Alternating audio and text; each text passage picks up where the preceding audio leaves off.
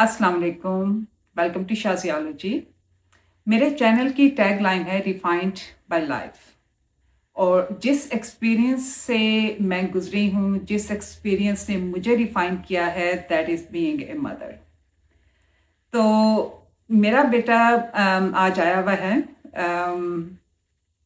Out of state से। यह इस स्टेट में नहीं रहता, तो वो आउट ऑफ स्टेट से आया हुआ है और हम लोग पिछले 2 दिनों से बातें कर रहे हैं। सब बच्चे जमा हुए हैं और डिफरेंट अपने लाइफ के इवेंट्स के बारे में, since all of them are grown up now. तो अब इसमें कोई ऐसी चीज़ नहीं है कि जो उनको मुझसे छुपानी है कि माम क्या कहेगी। तो हम लोग बैठे हुए बात कर रहे थे, तो आई थॉट कि it would B a very good idea कि हम लोग सब बैठकर और इस चीज़ को ओपनली डिस्कस करें कि उनकी लाइफ यहाँ पर कैसे गुजरी। मैं तो of course being an immigrant, I think being an immigrant we grow a shell around us. हम लोग एक हार्ड शेल जो है वो अपने इर्द गिर्द जो है वो खुद बुन लेते हैं कि ताकि हम लोगों को बाहर की और ये जो इनकी नज़रें होती हैं या जो इनकी बातें होती हैं बाहर वालों की, वो हमें तंग ना करें। क्योंकि एटलीस्ट फॉर मी, जब मैं यहाँ पर आई थी अमेरिका में, तो बहुत सारी बातें सुनने को मिलती थी, लोगों के एक्सप्रेशंस देखने को मिलते थे। They would look you up and down और they would look down upon you, और या मतलब फिर कहेंगे go back to your country. तो हमें ये बातें सुन के, and since we were out of the country, I think कि मुझे वो चीज़ें इतनी ज़्यादा अफेक्ट नहीं की। लेकिन अब जो यहाँ पर जो जनरेशन है, they don't think of themselves as Pakistani. They think of them as Americans. तो अब अमेरिकन होने के बावजूद दूसरे लोग जो हैं, because of their color, they don't think of them as, they belong here. जो आई थिंक सभी इंडियन, पाकिस्तानी या मैक्सिकन या सब जो बाहर के लोग हैं वो इसी चीज़ से गुजरते होंगे। तो आई थॉट कि it would be a very good idea, specially after 9/11, कि जब हर कोई यही समझता था कि doesn't matter who has done it, but just because you are brown that means you are responsible for it. और बहुत सारा हेट देखने को मिला हम लोगों को। लेकिन being a mother, I couldn't have done anything about this. बच्चों को स्कूल भी जाना था, बच्चों को दुनिया में ज़ाहिर रहना भी था, and I was just watching everything from the side line. I corrected what I could, लेकिन मैं हर वक्त उनके साथ नहीं होती थी। तो आई थॉट के today would be a very good time to discuss everything that they had gone through, how I have done as a mother. Of course, no parent is perfect, और मुझ में भी बहुत सारी खराबियाँ होंगी, मैंने भी बहुत सारी चीज़ें गलत की होंगी, and I wanted to talk to all of them and see how I have done, or what is it that I have done correctly and what is it that I have done wrong. And now that they have their own families, तो उस चीज़ को ये कैसे navigate करेंगे? What is it about our tradition that they will take along with them? And what is something that they would like to die here? So traditions, not me, of course. Everyone has to die, but so I thought कि it will be a very good discussion to have, heartfelt, heart-to-heart discussion. And I'm very proud of all my children and love them to death. And I would let them introduce themselves. So go ahead. Go ahead. Me? Yeah, go ahead. What do I say? So your name? Oh, I'm name, Dave. age, occupation. I'm Dave. I'm the oldest. Uh-huh. I'm Bilal. I'm the second oldest. I'm Zarad. I'm the youngest. And Jetsi. I'm Jessie, the wife. My wife. Okay. All right. The fourth one is absent right now. He should be joining us. So the first question is, what was the most American thing you constantly had to explain to me? And what was the most Pakistani thing you found yourself constantly explaining to your friends at school? It's funny now. I was like, oh, I don't have an answer. Like American friends, having friends that like weren't the same culture, religion, all of that. And then also being able to be like friends with boys and stuff too, and not like a relationship kind of way, but just everybody literally mingled together. Right. Because I remember you told me one time I wasn't even allowed to sit at the table at lunch with boys. I know. But like why a girl couldn't go over to your friend's house or like have sleepovers or be out past a certain time, but like the boys are able to go do whatever stuff, you know, stuff like that. For a long time, like your parents still kind of have a say in your life.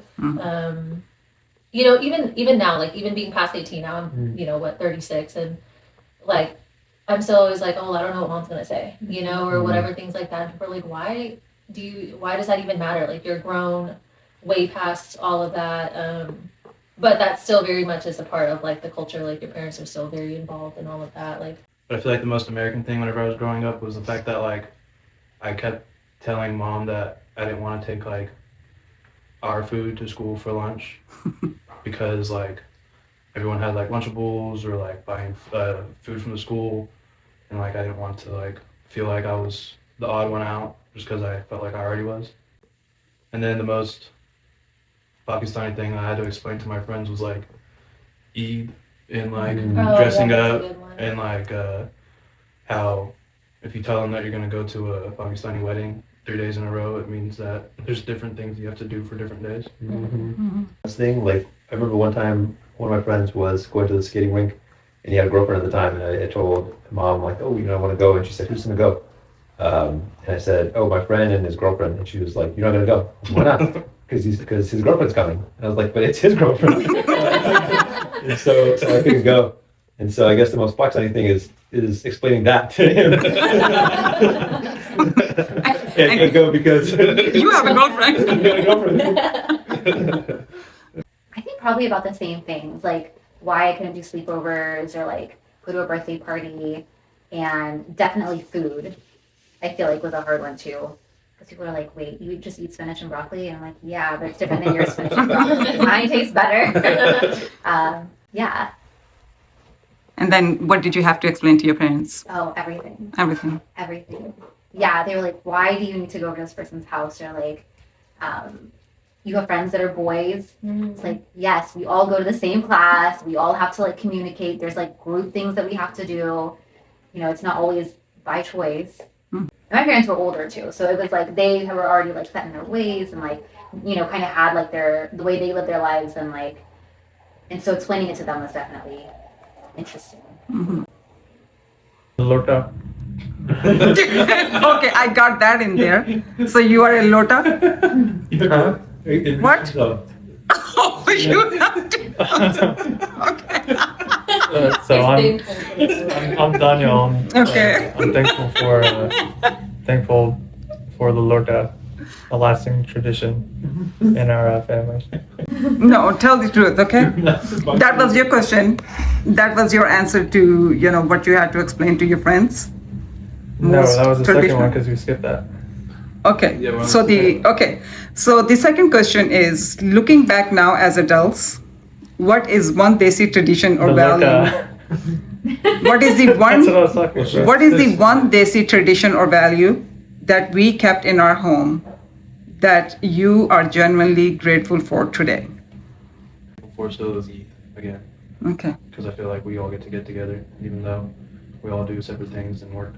I really enjoyed getting together on Sundays for like dinner. I think a lot of people do that, but it's nice when we do that. Some memories of being in Sequoia. Like we just went and got ice cream, and then remind me of the times we would go to get dinner on Sunday nights out. So I really enjoy like the clothes, like the Desi clothes and stuff that I didn't used to like as a kid. I feel like honestly I tried to like move away from like separate myself from like being Desi as a kid, just because it was like the odd, you know, you're like the oddball out. It's just you don't fit in or whatever. And I just like wasn't happy or like proud about it. But now being older, and I'm like, I'm so thankful to have something that's like differentiates me from the rest of the world, you know, just everybody else and stuff. You have something that's like unique about you, like the clothes and the food and the different makeup, different hair, and like wearing a bindi or whatever, you know, just little bangles, like Julia, all that kind of stuff. Just getting all dressed up in like traditional stuff. yeah, traditional things like that. the cultural thing was, I mean, how big of an emphasis there is on food. Yeah. Yeah. I really like that, and I didn't realize that wasn't the case for everybody. And you know, with our American friends, you know, Yeah. we were showing love through food, Yeah. and we do the same thing for our friends, and I think they receive that from like kind of a wholehearted way. But I don't think that's a very American thing. But they always did appreciate it. Yeah. Your friends. Yeah. Oh yeah, that's what I'm saying. It's something that they appreciate, but I don't think they ever got in American culture. Mhm. So it's nice that we have that. It's like maybe they don't realize like the importance. Yeah. It's not as important to them as it is to us to be Yeah. able to like feed others and like Yeah. have a meal together. Mhm. I think I always Just- felt well, like my parents never said I love you until like we got married and like moved away.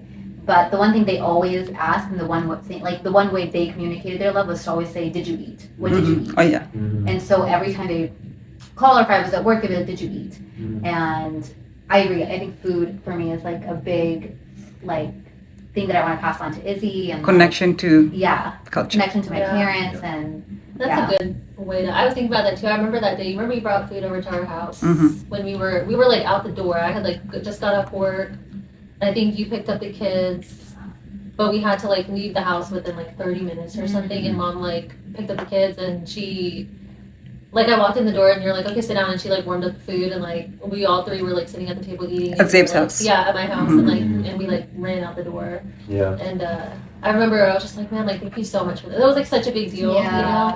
That's like your love language Yeah. to like feed and to but it's also received in the same way Yeah. for Yeah. us. I think. Yeah. Even like whenever we would have to like stand in line outside for like Black Friday and stuff, Oh, yeah, mom would they bring would the drive food. by and like bring us like Yeah. bags of food. Yeah.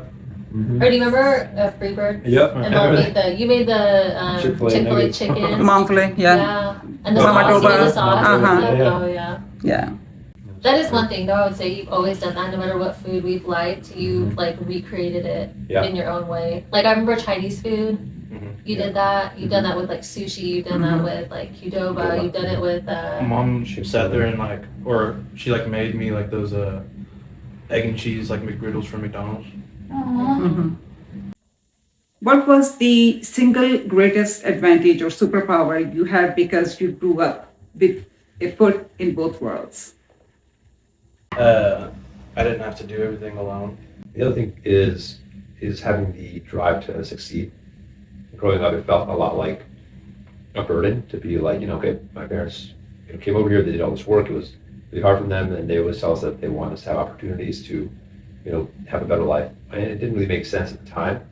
And maybe we thought it made sense, but growing up and understanding that, American people, not everyone had that same, I guess, like push Like fire to under succeed. that. Yeah, and then that internal fire to succeed, to make their parents proud, to do something in their life, right? And that's something that really helped, because otherwise I think it'd be hard to have like an internal desire to do something.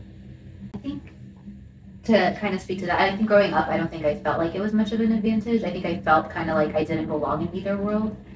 And then I think now as an adult, I think I appreciate more the fact that knowing what my parents had been through pushed me to persevere, like you were saying, and like, they came into America to create a better life for us, like motivated me and, got me through some moments that maybe I wouldn't have gotten through as well if I didn't have that to push me through. But I definitely did not appreciate it as a kid. Yeah. Have the support of your parents up until you do like finish school. Have a home. Like don't have to just be kicked out at like 18, and you're working and you're going to school and doing all of that, and it just it's possible to do, but it just makes it like harder to do.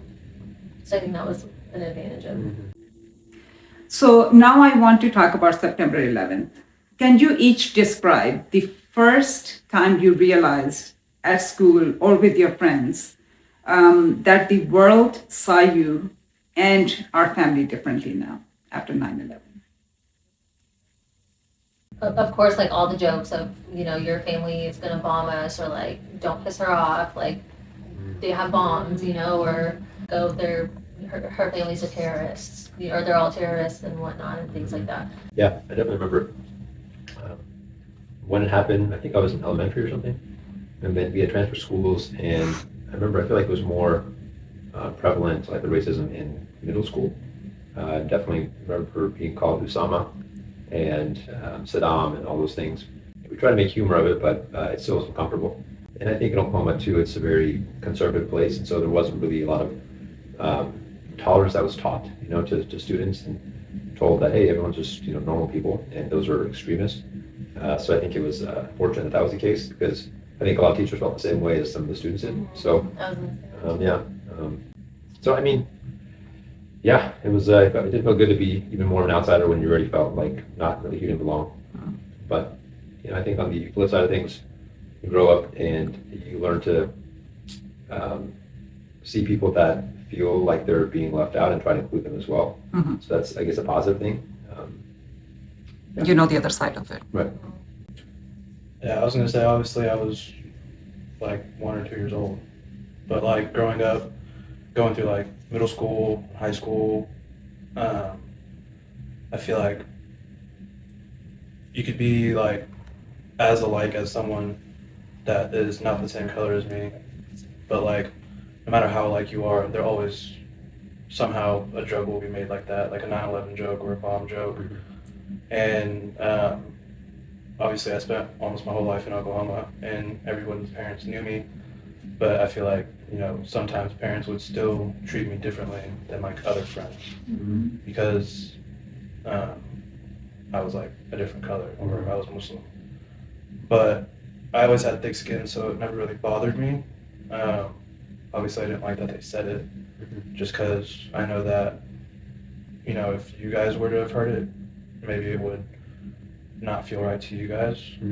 But I feel like going through that, it also taught me like a lot of like how to be like very happy with like myself, and how to be like empathetic to people, and always be nice to people, because I feel like because of that I learn how to be friends with people, or I know how to talk to people, or I get to see different sides of people that other people might not see because I include them more, or try to get them to open up more than they would to other people.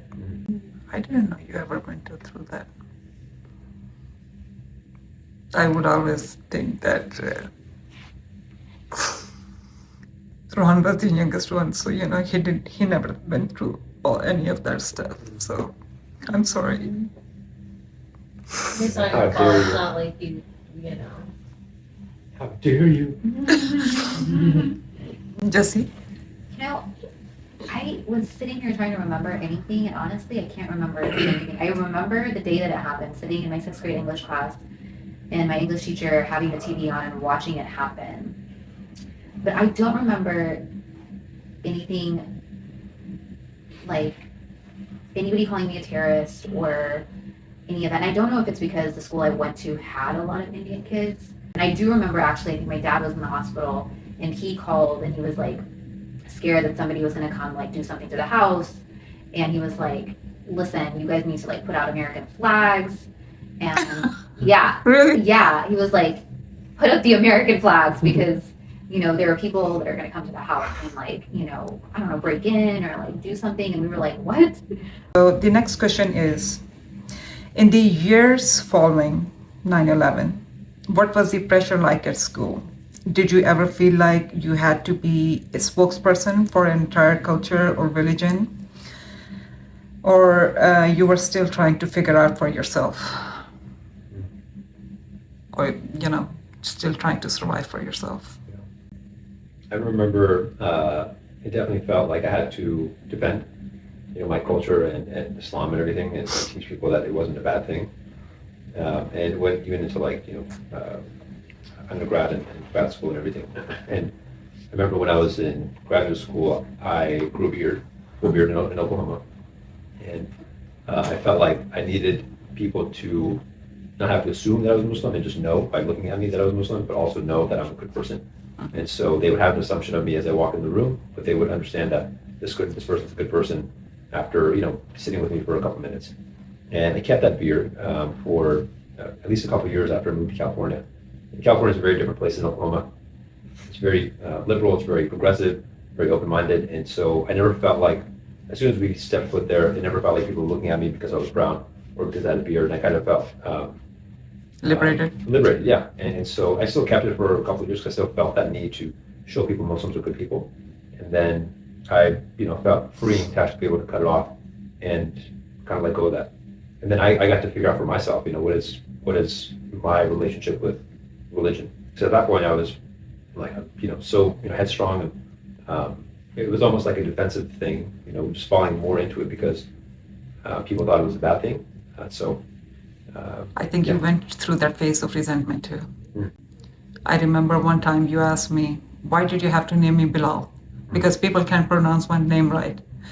Somebody is calling me Bilal, somebody is calling me Bill, somebody's calling me something. Why did you have to name me Bilal? And I was like, what did you want me to name you? John? Yeah. Little did I know that Bilal is such a common name in Pakistan. Yeah. It's basically being named John in Pakistan. Yeah. But it's different here. Which, that was even a thought for me, for my kids too. Like, I wanted them to have names that were like, that represented the culture in a way, but like that were easy to say. That people wouldn't have to be like, well, what's that? And like, how do you say that? Or like, that butcher your name, which I'm sure for you guys, they did with me too. People still to this day. Didn't want, like, I obviously still believed, but like I didn't want to like show that I practice, I think that was the case for me too. just because of like what people would think or how people would feel, which sounds dumb now, Towards but but I think what made me stop feeling like that and be like more into it was whenever Bajan was at OU and he would do like what was it, Indian nights? Yeah, like, and everybody would show up, not just like brown people, like everybody would show up and everyone would like clap, and I remember he would make YouTube videos and like people would think it was so funny, and then I feel like after that I started embracing it more, and I feel like because of how I was before, it was harder for me to learn the language. So like I feel like it's harder for me now to get into it because of that, and I feel like that's like a regret I have. It was a good thing, and even then, like I knew that even if I was Muslim, like anyone could think what they want of me, but like I know I'm a good person, and I know other people think that too. So a few people here and there, it doesn't really bother me. All right. So the next question would be, what do you wish I, as a mother, had understood better about the silent battles you were fighting outside our home during those years? Like, I'm sure, I was unaware. I think generally, after 9/11, or after 9/11, you guys were growing to be adults. So, all your life, I would Is say. this like just Like things, in those are general, going like, outside. It could be like just even like recently anything. or Yeah, anything. I would definitely say internal struggle, how hard it is to like fit into both cultures, or like really feeling pressured to be one kind of way, like Pakistani, follow all the cultural things and ideas and values and all of that while growing up in America. And then it's like you're one way with like all your friends and at school, and you're just like this whole different person. Then you like come home and have to be like a whole different person. It's like you couldn't. I guess for me, I just felt like I couldn't ever just be myself. It's like I always feel like I'm like performing. I honestly felt like I was performing more while I was at home, and then I just like was myself when I was like out in the world, because like there people aren't judging you in that way. They're just kind of, you're just existing, being yourself. Even like talk about things that you struggle with in like just a normal life, like normal things that everybody goes through, every single kid, no matter what, but you just feel like you can't talk about it because that's not how Pakistani you're culture supposed is, to be. Yeah. And so like that was of course hard, because then you're just kind of like, well, I don't know, who do I go to now? It's like you can't go to your friends because they're all the same age as you, but you can't go to your parents or like other adults because they're all Pakistani. It's just like they're gonna judge you. Yeah, there was just no place. But I feel like that went on for a long And that is a time. very big tragedy. It really is. But I'm proud of you for realizing that. But I also feel like you guys, you realized that recently, within the last, I feel like for the last decade you've been working on that, which it's huge. I'm like, even the conversation we were having the other day here, I was like shocked that you even understood what I was like trying to say about like my journey with religion and whatnot. And like I was shocked. I was like, wait, what? I was like, Mom's gonna yell at me. She's gonna say something. But you didn't. But you just were like understanding, which I'm not like used to. But I thought that was really cool to get there eventually. I mean, better late than never, you know. Yeah, I think similar.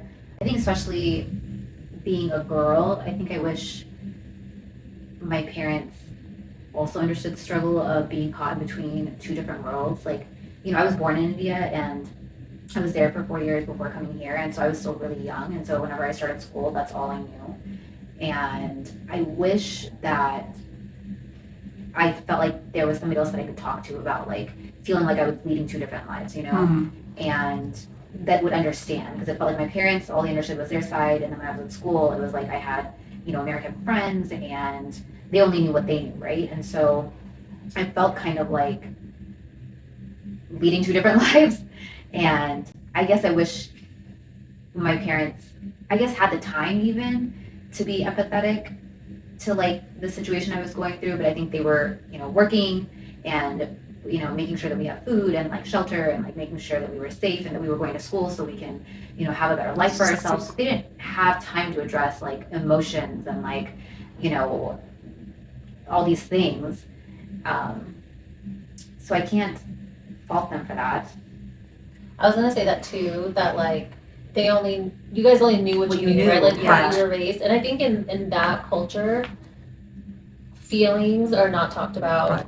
They're not like a thing. It's almost like not real. Yeah. Like you just kind of suck it up and you go on. Yes. And then like there's no like sitting here like Dwelling on anything. yeah, or anxiety or depression or any of those things. Like those things are just not, you know, whatever. Like it's hard in the moment and we went through whatever we went through as kids and whatnot. But like now as an adult, I'm like, I can't blame you for that. And if anything, I'm just honestly amazed at like how much work you guys have done to get to where you are now, to be so like open and understanding and like welcoming and forgiving and all that stuff, which is like, I'm like, who are you guys? You know, like this is not how you guys were when you were. Yeah, but which is that's like everybody can't do that. You know, people are really, really, really stuck in their ways of however they are, especially in like culture and religion and all of that. So I will say, like, I really applaud you guys for growing in that kind of way. Like that's a huge deal.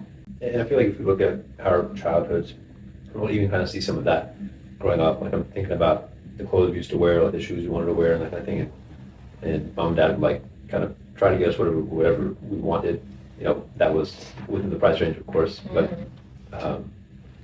and not every parent would do that. You know, they would just kind of send their kids in wherever they wanted to send them in. So even that was like they were trying to help us be a part of the culture here and like understand, but they didn't understand it. Kind of like I don't understand kids' culture nowadays. You know, we're doing whatever we're on now.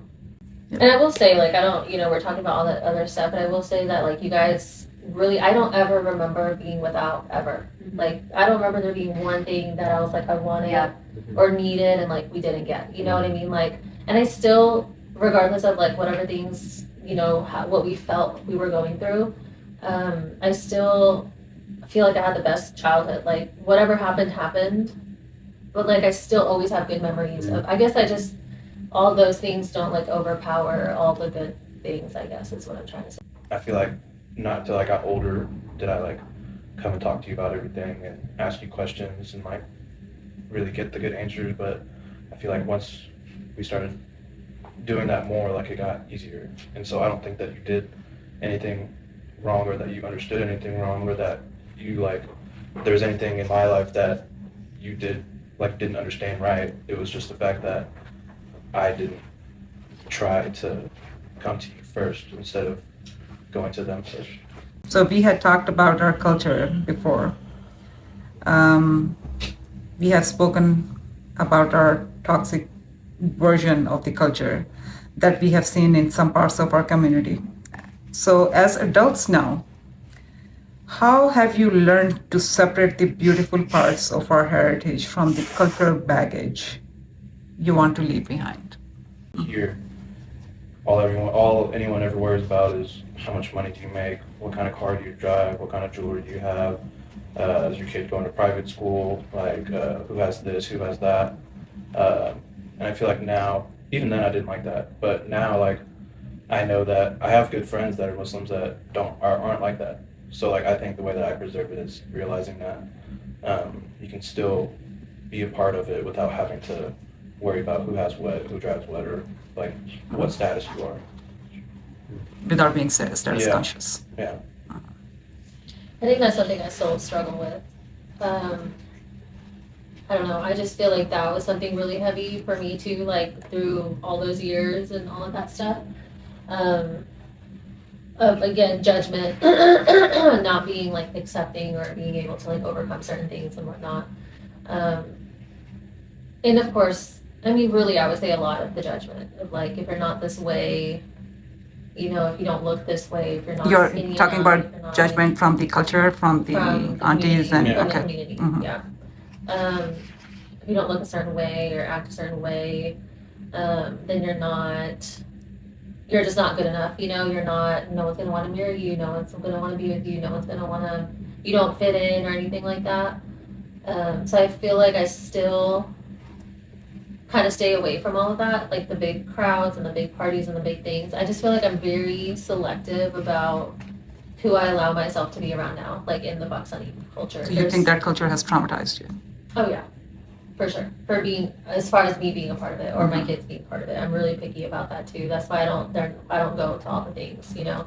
But there's some. I was just gonna say, but to clarify, not the religion, just the way it is. Just the culture. here. Yes, yeah, yes. The way it is culture here. Right. I mean, yeah, which is all I know. Yeah, that's you what I'm know. not. I'm just. And so there are some, you know, here and there that are genuine and that are really, you know, that do really care Mhm. and aren't judgmental and, you know, see you as like a human being. And those are the people I will be around or be okay being around and stuff like that. I just don't want them to go through the same thing I went through. I don't want them to ever have to hear about, you know, their looks or like, are you going to be a doctor or lawyer or engineer? If you're not, then you're just kind of not, you know, important.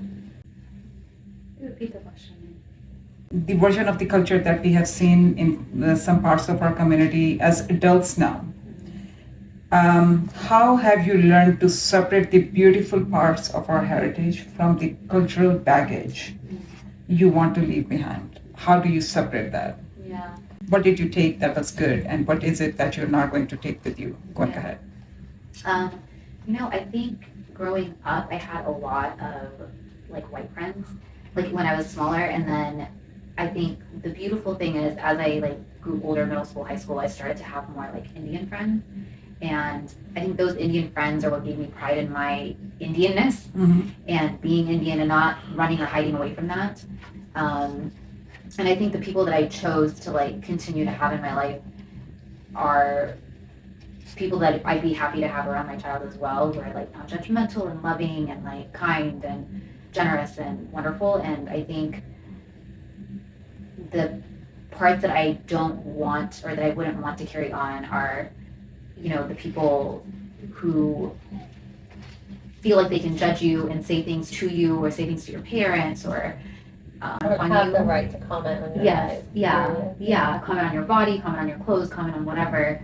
I'm like, I don't have them in my lives anymore anyway, and I'm not gonna do that to my child either. So, And I'm very proud of you guys. Your what do you call it? Your generation. Yeah. That you guys know when and who to leave behind, Yeah. and not to include them in your lives. Yeah. We were very like scared.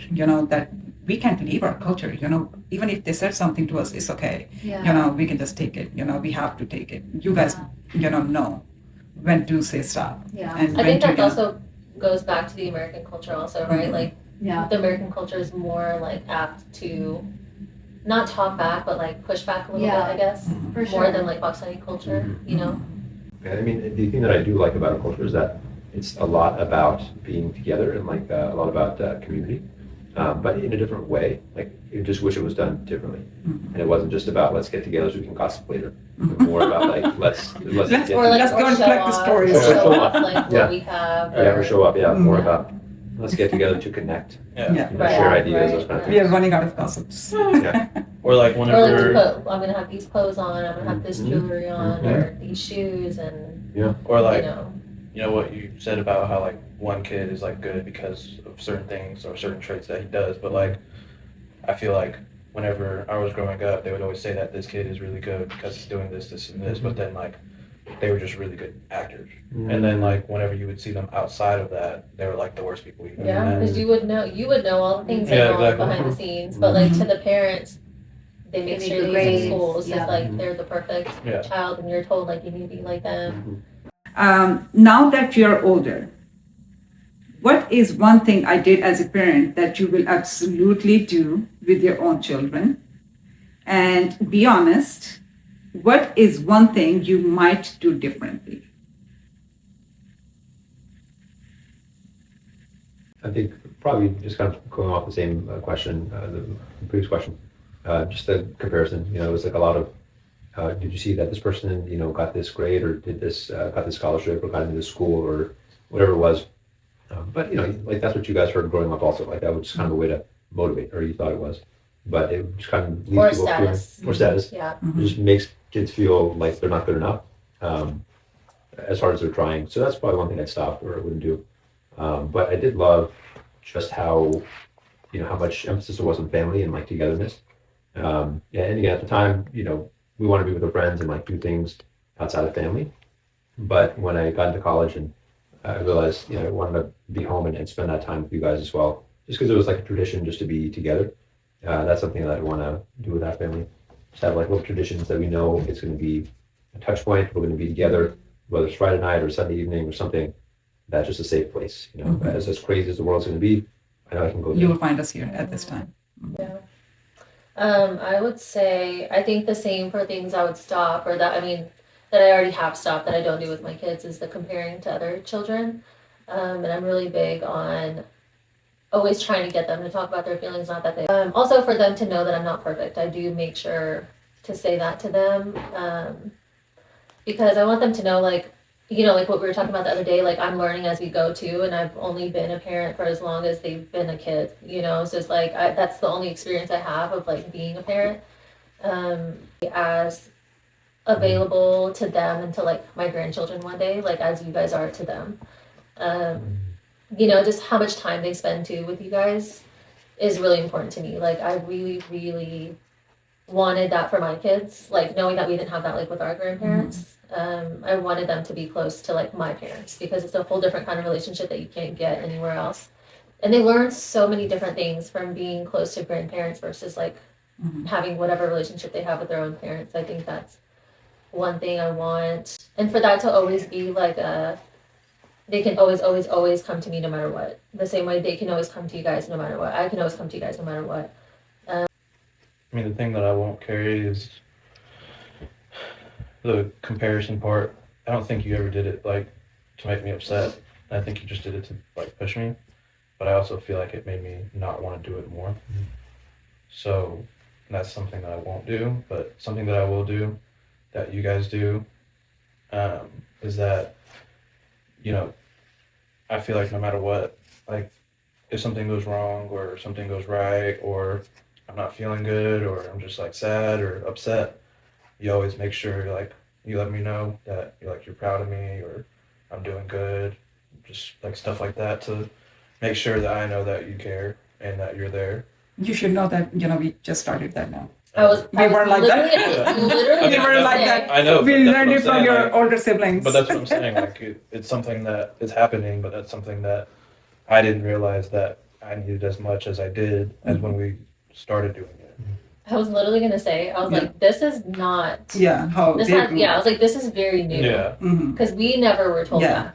Because I and know because of you guys, I learned that this is important in somebody's Right. life. Right. Yeah. And I that is something also that I do to my kids too. I always tell them I'm proud of them no matter what. Do is, if I'm not having a good day, or I'm not feeling good, they'll make me like some good food. I always make I you know, good but I'm food. talking about like you'll always like try to make something different and make sure that I feel like or try to like that's like your way of like making Telling me you I love you. yeah.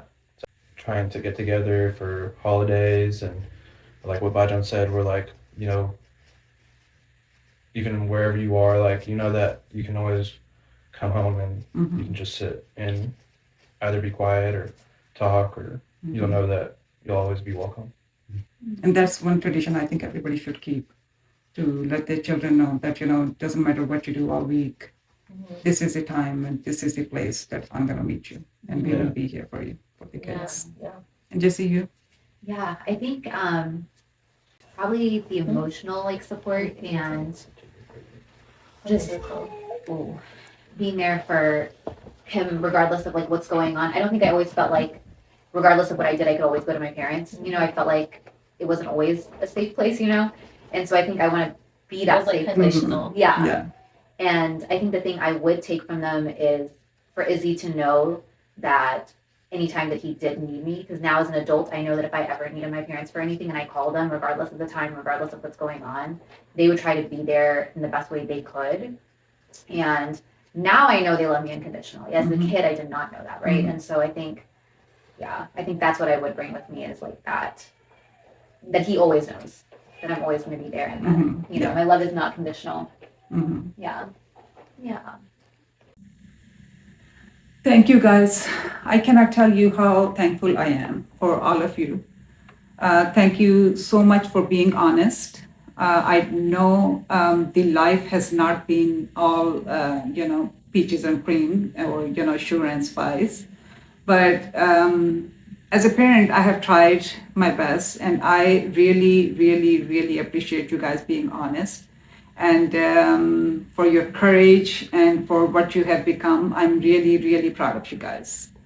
And thank you so much, everyone, for watching Shazialogy and watching my family, listening what they have gone through. और मुझे बहुत खुशी होगी अगर आप लोग comment करें and let us know, what is it that's different, or what is it that you didn't expect from kids who have grown up over here.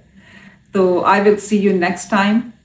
And please like, subscribe, and do comment. Allah Hafiz.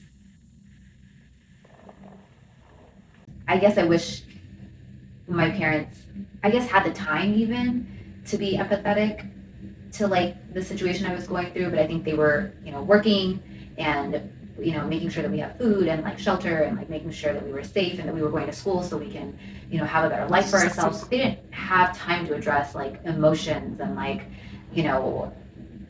all these things. So I can't fault them for that. I was gonna say that too, that like you guys only knew what you knew, right? Like how you were raised. And I think in that culture, feelings are not talked about. Right. They're not like a thing. It's almost like not real. Yeah. Like you just kind of suck it up and you go on. Yes. And then like there's no like sitting here like Dwelling on anything. or anxiety or depression or any of those things. Like those things are just not,